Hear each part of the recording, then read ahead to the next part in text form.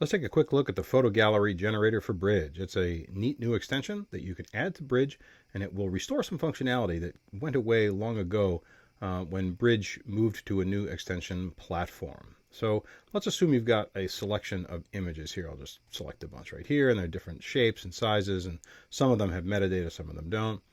And under Tools, after I install it, I see Export Photo Gallery. And if I pop that open, you'll see the photo gallery generator. I can choose from 3 different choices. Do I want it to be a grid? Do I want it to be masonry? Do I want it to be carousel? Masonry is kind of rectangles that layer on top, layer around each other.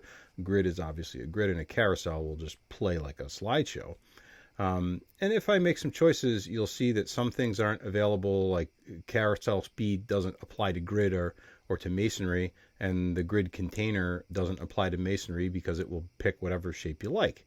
Let's go back to grid just for now, and you can choose full size, so it will be the appropriate, or I should say that the grid will contain, the containers will allow all of the images to be seen completely. If you pick square, then they'll just fill that space. I like that better. You can change the number of columns. And then if you want captions to be shown, then you can either have them be the file name, which is the default, or the description when it's available, or the title when it's available. So what is it? How does it pick? You get to choose which is first. If it sees a title, it'll use that in this option, then the description, then the file name.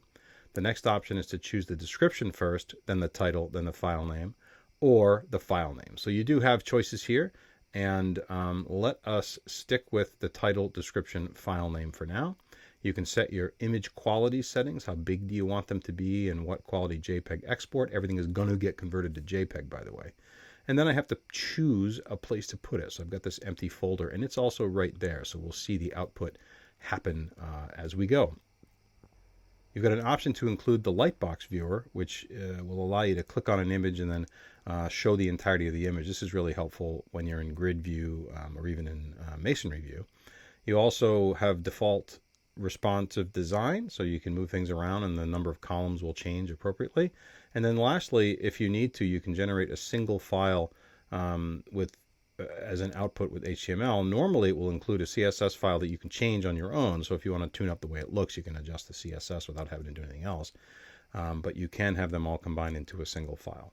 So let's go ahead and generate the gallery. Off it goes, and you can see that it has created a whole bunch of files, and I can preview it right here. It'll pop open my default browser, which I will bring the window in. And here we go, my photo gallery. Isn't that nice? It's some grid here.